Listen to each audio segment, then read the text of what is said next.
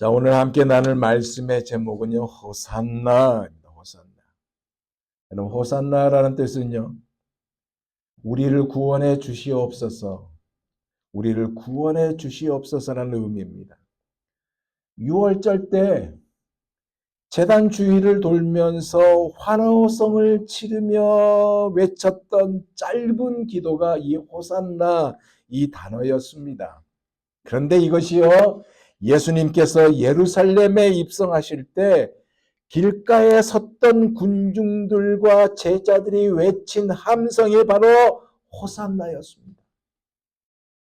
바꿔 말하면 자신들의 본질적인 문제를 해결해 줄 수 있는 그분이 지금 예루살렘에 입성하고 있다는 고백이 되었다는 얘기예요.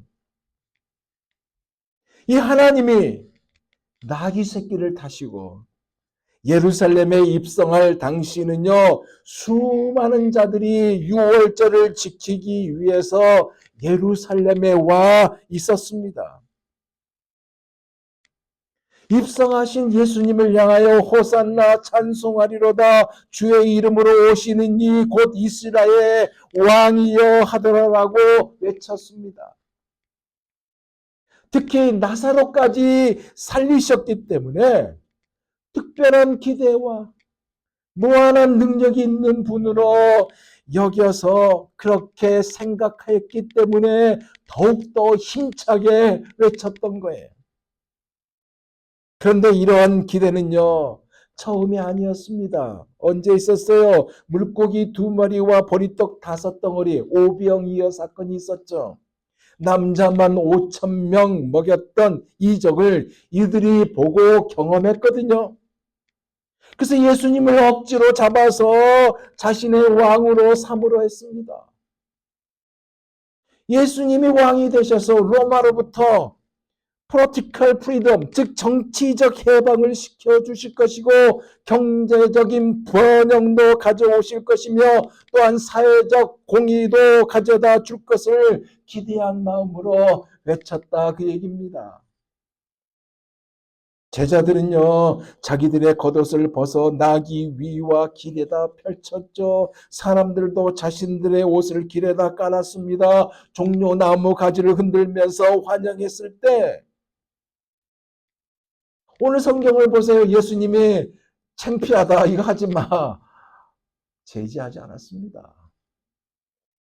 이 열광을 예수님도 제지하지 않았다, 이 얘기예요. 아니, 큰 무리들이 호산나 찬송하리로다, 주의 이름으로 오시는 이 곧 이스라엘의 왕이시여라고 외쳤을 때 이 외침도 제지하지 않으셨습니다. 뭐예요? 자신이 하나님의 아들이시며 메시아이심을 분명하게 드러내셨던 것이고, 십자가에서 죽으시기 위하여, 십자가의 죽으심을 위하여 입성하심을 분명히 보여주고 있는 것입니다.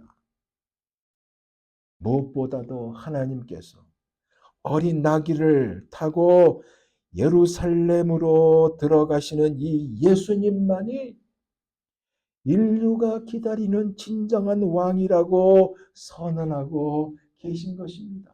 이것이 종려주일이에요.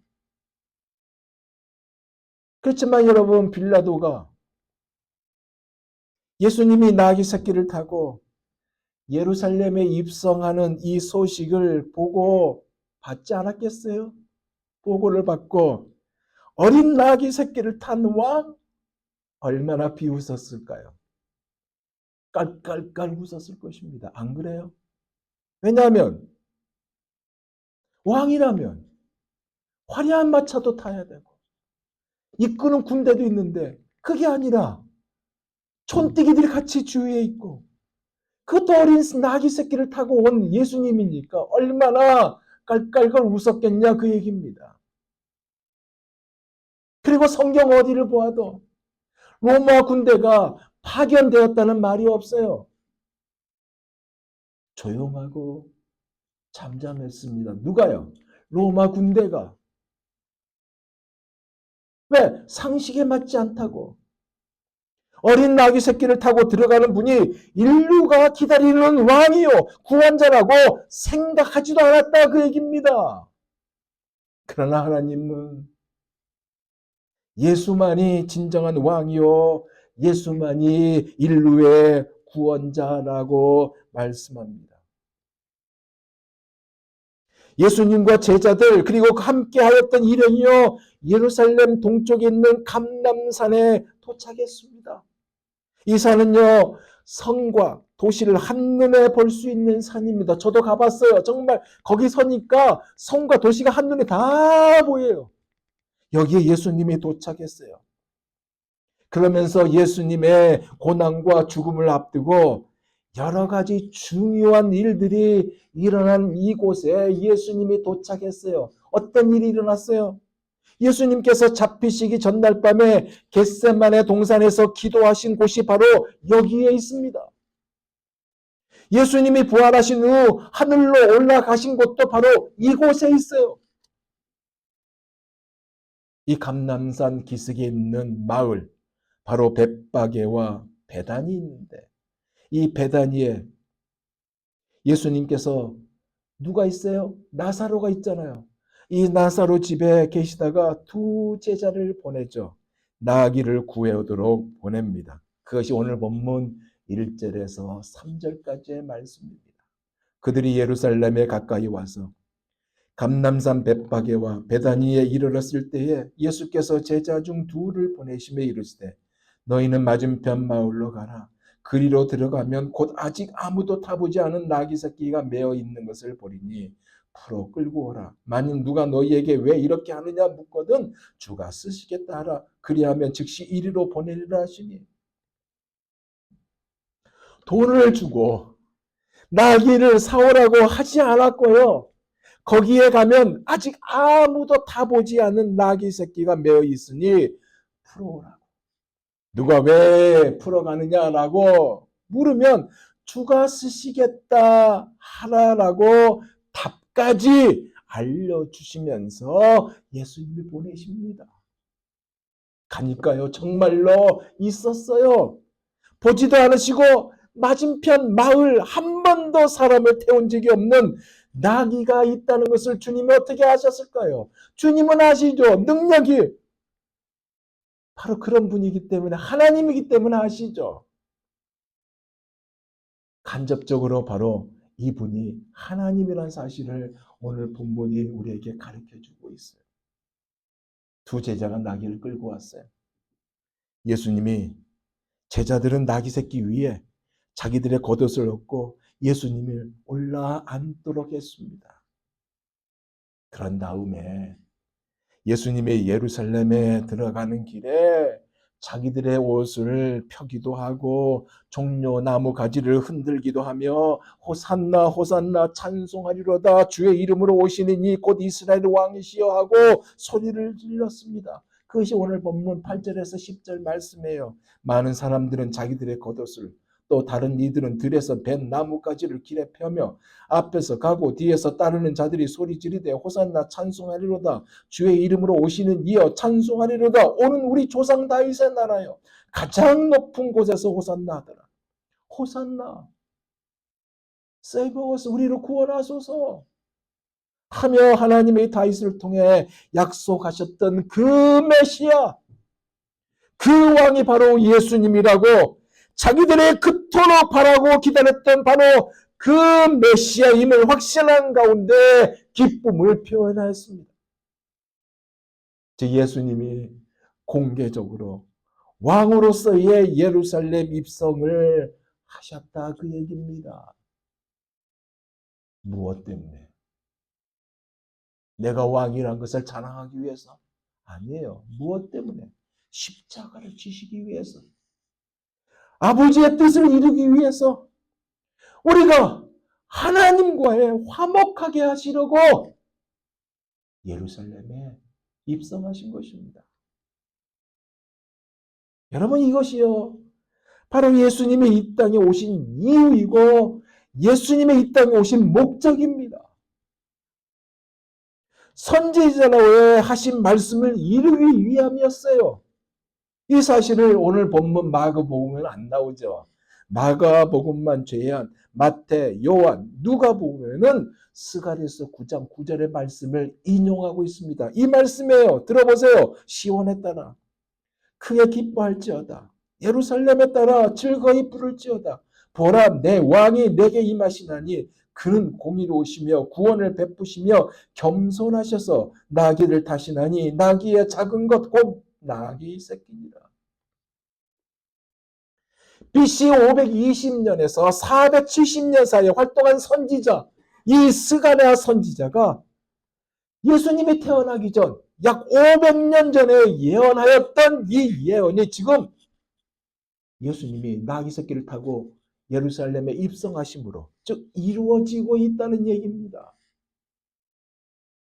하나님께서 보여주신 그 뜻을 이루어 가시는데 사람들이 생각하는 그 왕이 아니란 얘기예요. 사람들이 생각하는 왕이 뭐예요? 정치적인 메시아입니다. 경제적인 번영을 줄 수 있는 메시아입니다. 사람들이 생각하는 그런 왕이 아니라 무력이나 군사적인 힘으로 정복하는 왕이 아니라 겸손의 왕, 험불하신 왕, 킹, 평화의 왕이라는 사실을 말하고 있습니다. 그런데 제자들은 그리고 그와 함께한 이들은 예수님 어떻게 생각했어요? 로마의 압제에서 해방되게 하고 세계 최고의 민족이 되게 하고 다윗의 영광을 다시 회복하는 그때가 이제 왔다고 외친 거 아니에요? 심지어 또 다른 이들이라고 그랬어요. 미리 준비해온 이들입니다. 종려나무 가지를. 당시에 아까도 말했지만 매우 중요한 이스라엘의 과일 나무 중에 하나의 이 가지를 길에 깔고 흔들었어요. 이들이 누굴까? 예루살렘 근처에는 장미원이라는 과수원이 있어요. 무화과 나무와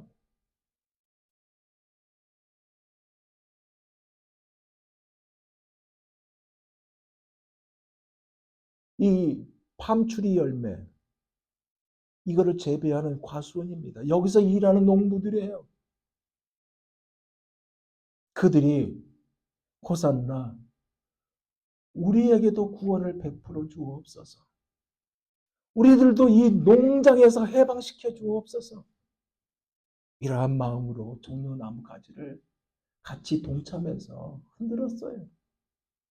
근데 여러분, 이 외침이요, 5일쯤 되었을 때 어떻게 바뀝니까? 십자가에 못 박으소서. 이렇게 바뀌지 않아요? 왜? 정치적인 메시아로 예수님을 보았기 때문에 이런 외침이 있었어요. 근데 분명히 예수님은 이미 말씀을 하셨거든요. 어떤 말씀했냐? 나는 예루살렘에 올라가서 고난을 받고 침뱉음과 채찍질을 당하고 결국 죽임을 당할 것이다. 그리고 3일 만에 다시 살아날 것이다. 라고 이미 말씀했던 거예요. 이 말씀을 했는데도 불구하고 제자들도 무리들도 예수님이 하신 이 말씀의 의미를 제대로 깨닫지 못했고 아니 알려고도 하지도 않았고 듣기도 싫어했어요. 제자들은 어떻게 해요? 누가 크냐고 서로 싸웠던 거 아닙니까?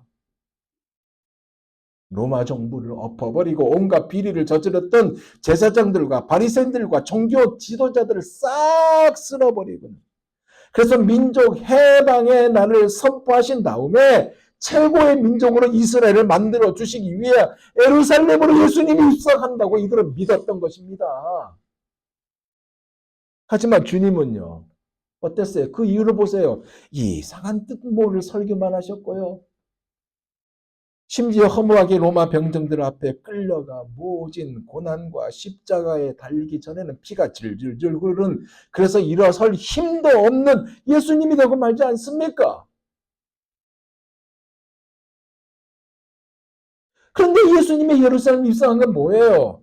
결박당하실 예수님이 되시기 위해서 입성하신 것이고 비참하게 피 흘리는 무기력한 모습이 되시기 위해서 예루살렘에 들어오셨던 것이고 하나님의 뜻을 이루어 가시려고 예루살렘으로 나귀 새끼를 타고 들어오고 있는 것입니다. 이것이 오늘 우리가 읽은 본문의 내용이요, 의미요, 줄거리예요. 그러면 오늘 본문을 통해서 주님은 우리에게 무엇을 말씀하고 계실까요? 이 부분에 대해서 묵상하면서 저는 두 가지를 생각했습니다. 첫째가 뭐냐? 무엇이 바른 신앙인지 말씀하고 있다는 것입니다. 여러분, 바른 신앙이란 어떤 의미냐면 성경적인 신앙을 말하고 있습니다. 성경을 배우고요.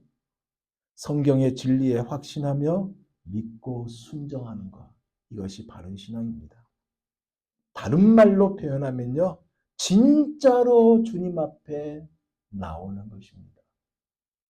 우리가 원하는 것 때문에 내가 원하는 것을 이루기 위한 열정으로 호산나 하지 않는다는 얘기입니다. 바라고 원하기는 우리가 진짜로 호산나 우리를 구원하옵소서 하는 우리들, 진정으로 왕이신 예수님을 맞이하는 우리들이 되시기를 예수 그리스도 이름으로 축원드립니다. 두 번째는요. 그래. 그러면 너도 나귀 새끼가 되어 나를 태울 수 있니? 라는 이 부분입니다. 여러분이나 저나 정말 예수님을 태울 수 있을까요?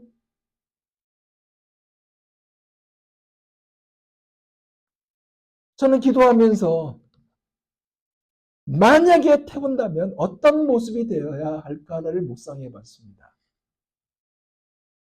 그러다가 갑자기 빈방 있습니까? 라는 성극에 이 덕구의 혼잣말이 생각났어요.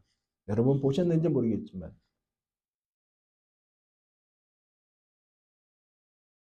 이것 때문에 많이 저는 은혜 받았습니다.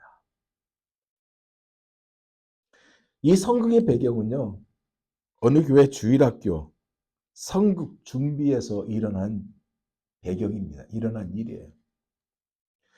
등장인물은 덕구 외에 교회 선생님 그리고 학생들 여러 명입니다. 이 덕구란 아이는요. 약간 모자란 아이예요. 그래서 다른 친구들에게 따돌림을 당하는 아이입니다. 아이들은 덕구가 모자라니까 덕후가 맡을 역할은 하나도 없을 거야 라고 생각했어요. 그런데 선생님은 덕후한테 한 역할을 줍니다. 그게 뭐냐? 여관방 주인 역할을 맡겨요. 왜? 대사가 한마디밖에 없거든요. 빈방이 있습니까? 할 때 덕후가 해야 하는 것은 No! 없습니다. 이거 하면 되는 거예요. No만 하면 됩니다. No! 없어요 하는. 그러니까 덕후도 충분히 할 수 있다고 생각해서 선생님이 이 역할을 덕후에게 맡긴 거예요.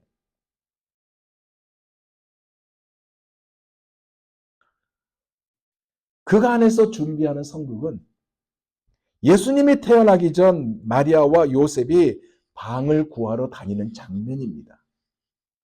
만삭이 된 마리아를 데리고 요셉이 방을 구하러 가는데 거기서 여관방 주인에게 빈 방 있습니까? 라고 묻죠. 그랬을 때 덕후가 바로 이어서 없습니다. 노라고 하면 되는 거예요. 당연히 해야 합니다.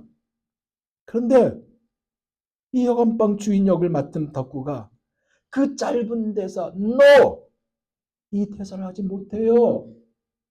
선생님이 뒤에서 덕구야 no 덕구야 이 말 하면 돼. 없어요 덕구야 이 말 하면 돼 라고 코치를 합니다.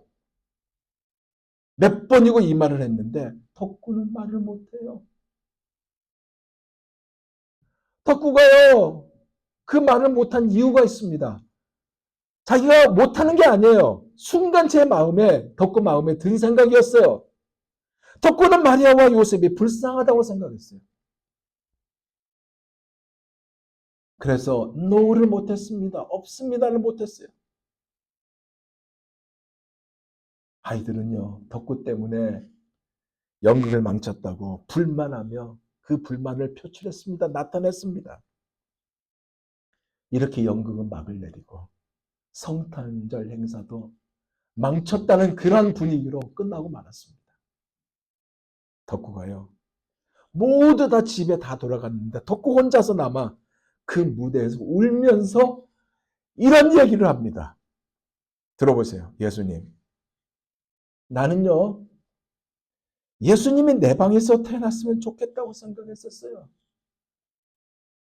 빈 방이 없다고 어떻게 말해요? 빈 방은 우리 집에 있거든요. 그래서 저는요. 예수님 우리 집에서 태어났으면 좋겠다고 생각했어요.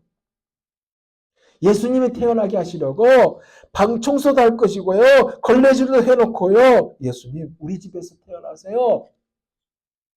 기다리고 있을게요. 나는 예수님이 너무 좋아요. 이게 덕구의 독백입니다. 이것이 같이 오버랩되면서 생각나는 거예요. 그래. 그러면 너도 나귀 새끼가 되어 나를 태울 수 있느냐라고 주님의 그 질문에 물으실 때 태우겠습니다 주님이라고 이 말이 쉽게 나와야 되는데 쉽게 안 나오는 거예요. 정말로 저 자신이 없다는 생각이 드는 거예요. 여러분 나귀는 그냥 혼자 풀어서 가지 못해요. 나귀 혼자 풀어서 갔다는 말이요. 성경 어디 있습니까? 없어요.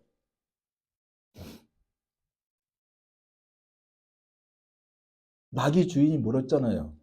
왜 나귀를 푸냐고 물었어요. 그때 제자들은 긴 설명을 하지 않았습니다. 주께서 쓰시려 하십니다라고만 간단하게 대답했어요. 그렇죠?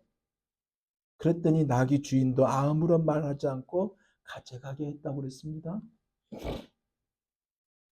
그리고 예수님께서는 그 나귀를 타시고 예루살렘 성으로 들어가셨어요. 무슨 얘기예요, 여러분? 예수님을 태우려면요.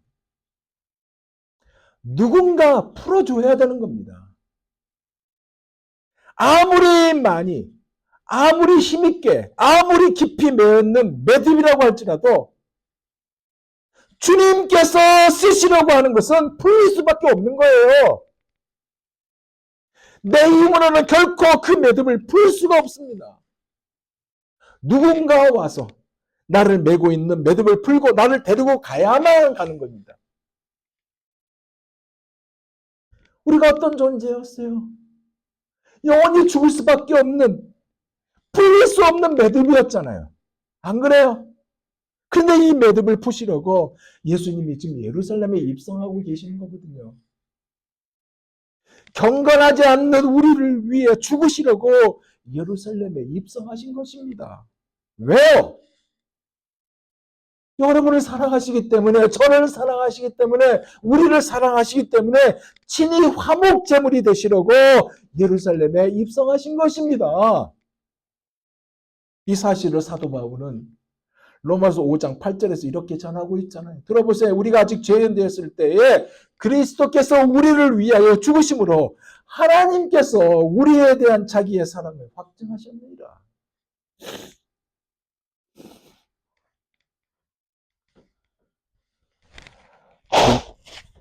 그런데 놀라운 것은 예루살렘과 그 부분에 수많은 나귀들이 있지 않겠어요, 여러분? 안 그래요? 수많은 나귀들이 있었겠지만 예수님을 등에 태운 나귀는 사람을 한 번도 태워본 적이 없는 어린 나귀였다는 거예요. 즉 사람을 태우는 것에 익숙하지 않았다는 것입니다. 그래서 비틀비틀거리면서 갔을 거예요. 무슨 얘기예요? 비틀거리며 서툴고 연약해 보이는 나귀와 같은 우리 주님은 쓰시기를 원하신다는 얘기입니다. 오늘 우리 주님이 우리에게 이것을 요청하고 있어요. 죄 때문에 자꾸만 넘어지고 얻어터지는 우리임에도 불구하고 주님은 타시기를 원하시고 함께 하시기를 원하고 회복하시기를 원하신다는 이 사실을 여러분 잊지 마시길 바랍니다. 이제 말씀을 마무리할게요. 그렇게 하려면 우리는 어떻게 해야 될까요? 첫째로 우리가 굳게 닫아놓고 있는 우리의 대문을 두드리는 주님의 음성을 듣고 문을 열어야 합니다. 그리고 그와 함께 먹고 지내야 하는 겁니다. 계시록 3장 20절이 이렇게 말씀하고 있죠. 볼지어다 내가 문 밖에 서서 두드리니 누구든지 내 음성을 듣고 문을 열면 내가 그에게로 들어가 그와 더불어 먹고 그는 나와 더불어 먹으리라. 그랬을 때 예수님을 등에 태울 수 있고요. 이 찬양의 3절 고백처럼 할 수가 있습니다. 주 예수 간곡하게 원하는 말씀 내 죄로 죽은 나를 박대할 소냐 나 죄를 회개하고 곧 문을 엽니다. 드셔서 좌정하사 나를 떠나지 마소서. 덕구의 고백이 바로 이 고백이에요, 여러분. 그럴 때요, 두 제자의 손에 이끌려 주님 앞에 나가게 될 것이고 예수님을 태우는 은혜를 누리게 될 것입니다. 기뻐하며 큰 소리로 하나님을 찬양하는 이 소리, 찬송을 하리로다. 주의 이름으로 오시는 왕이여 하늘에는 평화요 가장 높은 곳에서는 영광이로다 하는 이 소리를 들을 것이고 호산나 호산나 있는 힘을 다해서 소리를 지르며 하나님을 찬양하는 이 소리 또한 들을 것이며 당신은 우리의 왕입니다. 우리를 구원해 주옵소서라는 큰 소리로 노래하는 이것 또한 듣게 될 것입니다. 마지막 두 번째는 뭐냐?